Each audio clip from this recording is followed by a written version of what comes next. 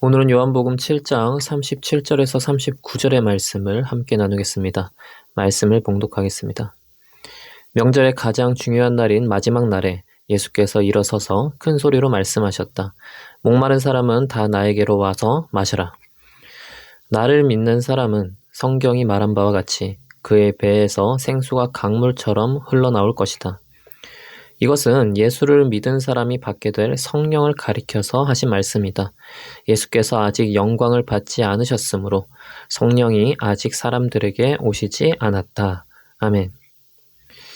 사람에게는 누구나 영적인 갈급함이 있습니다. 나는 어떤 존재인지, 또 내가 이 세상에 왜 존재하는지를 알고 싶어 하고, 아무리 좋은 것을 가지고 경험하게 되더라도 오게 되는 마음의 공허함이 있습니다.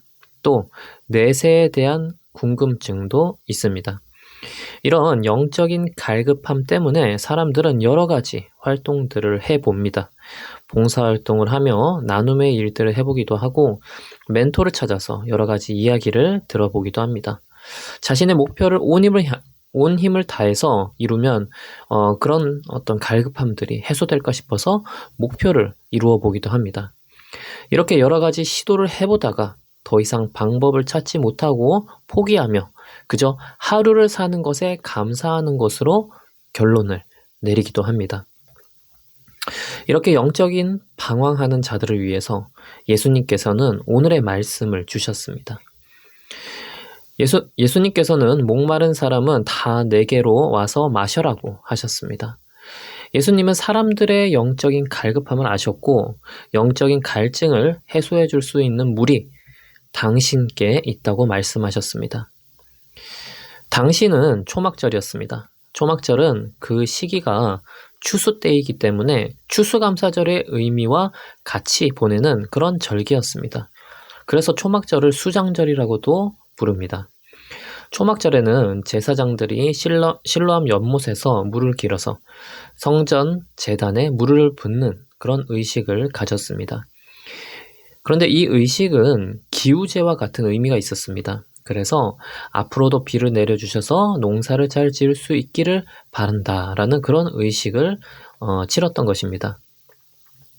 이와 같이 비를 통해서 땅에 필요한 물을 공급받는 것과 같이 우리 사람에게도 영적인 비를 맞아서 영적인 물을, 영적인 갈증을 채워야 됨을 예수님께서 말씀하신 것입니다. 그리고 그 영적인 물은 예수께로부터 받을 수 있음을 선포하신 것입니다. 예수님께서는 요한복음 4장에 사마리아 여인에게도 이 말을 하셨습니다. 물을 기르러 나온 사마리아 여인에게 내가 주는 물을 마시면 다시는 목마르지 않을 것이라고 말씀하셨습니다. 우리는 예수님을 믿게 되면 그동안 가졌던 존재에 대한 갈급함, 마음의 공허함, 어찌할 수 없는 죄책감, 내세에 대한 의문들이 모두 해소됩니다. 예수님을 믿음으로 우리가 어떤 존재인지 분명하게 알게 됩니다.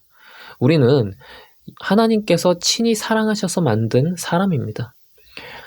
자립하에서 스스로의 힘만으로 사는 자가 아니라 항상 하나님께서 함께 하시는 사람이라는 것을 우리는 알게 됩니다.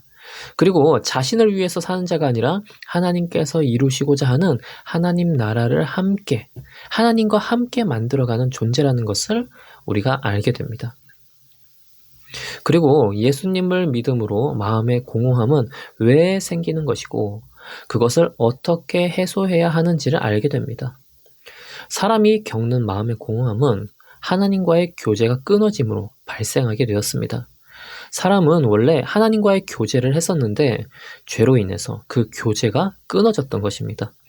그로 인해 사람은 아무리 좋은 것을 먹어도, 아무리 좋은 것을 가져도, 아무리 좋은 사람을 만나도 채워지지 않는 영적인 공허함이 있습니다. 이 부분은 하나님과의 교제로만 해소될 수 있는 부분입니다.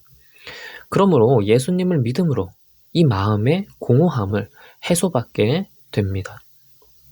또 예수님을 믿음으로 사람이 가지고 있는 죄책감을 해결받게 됩니다. 사람은 하나님의 형상을 닮아 잘못된 일에 대해서 죄책감을 갖습니다. 그러나 이미 저질러진 일은 돌이킬 수 없는 경우들이 많고 그로 인해 계속 죄책감을 갖게 됩니다. 그러나 예수님을 믿게 되면 사람이 죄책감을 갖는 것은 당연한 일이고 그 일을 해소하기 위해서 예수님께서 이 땅에 오셔서 십자가에 죽으심으로 우리의 죄책감이 해소되었음을 알게 됩니다. 그러므로 예수님을 믿음으로 죄책감 또한 해결받게 됩니다. 마지막으로 내세에 대한 의문도 예수님을 믿음으로 해결받게 됩니다. 예수님께서는 우리가 가지고 있는 죄를 해결해 주심으로 하나님과의 관계를 회복시켜 주시고 그로 인해서 우리가 죽은 이후에도 하나님 나라에서 살도록 길을 열어주셨습니다. 즉, 내세는 분명히 있는데 우리가 영원한 벌을 받는 지옥에 처하지 않고 영원한 영광과 상이 있는 천국에 살 수 있는 방법이 예수 그리스도를 믿음으로 가능하다는 사실을 우리는 확신하게 됩니다. 예수님을 믿음으로써 확신하게 됩니다. 이렇게 예수 그리스도를 믿게 되면 사람이 가지고 있는 영적인 갈급함이 해소되어서 목마르지 않게 됩니다.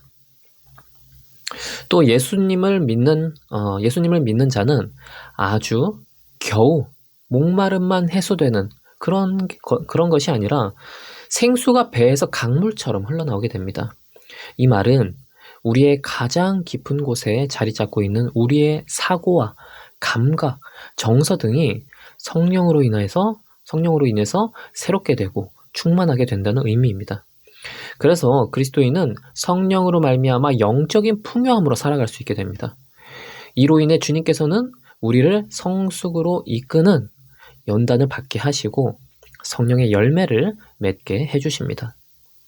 이 성령을 받을 수 있는 사람은 누구입니까? 예수님을 믿는 사람입니다.